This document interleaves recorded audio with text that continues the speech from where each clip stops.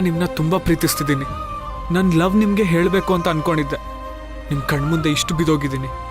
ನನಗೆ ಆ ಮಾತುಗಳನ್ನ ಹೇಳೋ ಅರ್ಹತೆನೇ ಇಲ್ಲ. ಹೆಂಗೆಂಗೋ ಈ ಜೀವನನ ಇಲ್ಲಿ ತಗೊಂಡು ಬಂದು ನಿಂತಿದೆ. ಇಷ್ಟಾದರೂ ನಾನು ಬದುಕಿದ್ದೀನಲ್ಲ ಅಂತ ಅನ್ನಿಸ್ತಿದೆ ರುಕ್ಮಿಣಿ ಅವರ.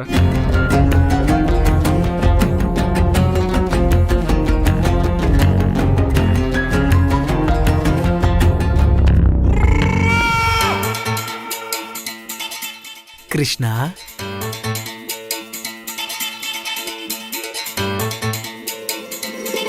ಕೃಷ್ಣ,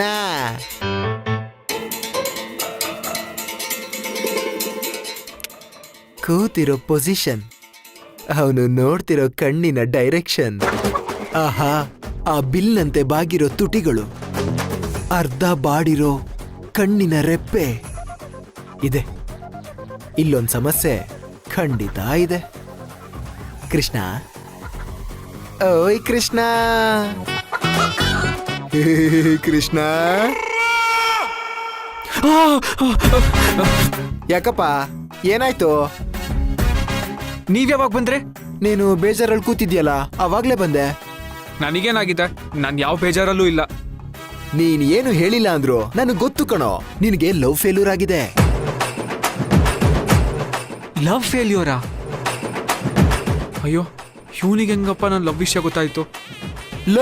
ನಾನ್ ಲವ್ ಗುರು ಕಣೋ, ಅದ್ರಲ್ಲಿ ಮಾಸ್ಟರ್ ಡಿಗ್ರಿ ಮಾಡಿದ್ದೀನಿ.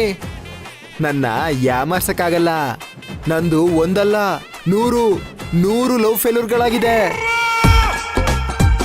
ಆದ್ರೂ ನೋಡು ನಾನೆಷ್ಟು ಆರಾಮಾಗಿದ್ದೀನಿ. ನಿಂದು ಪಾಪ ಮೊದಲನೇದು ಅನ್ಸುತ್ತೆ, ಅದಕ್ಕೆ ಮನ್ಸಿಗೆ ತಗೊಂಡ್ಬಿಟ್ಟಿದ್ಯಾ. ಭಯ ಪಡ್ಬೇಡ ಕಣೋ, ನಾನ್ ನಿನಗ್ ಸಹಾಯ ಮಾಡ್ತೀನಿ. ಖಂಡಿತ ನಿನ್ ಲವರ್ನ ನಿನ್ ಜೊತೆ ಸೇರಿಸ್ತೀನಿ. ಈ ಆತ್ಮಹತ್ಯೆ ಮಾಡ್ಕೊಳ್ಳೋ ಯೋಚನೆ ಅಲ್ಲ, ಬಿಟ್ಬಿಡು ರಾಜ. ಆತ್ಮಹತ್ಯೆ ಮಹಾಪಾಪ ಕೃಷ್ಣ.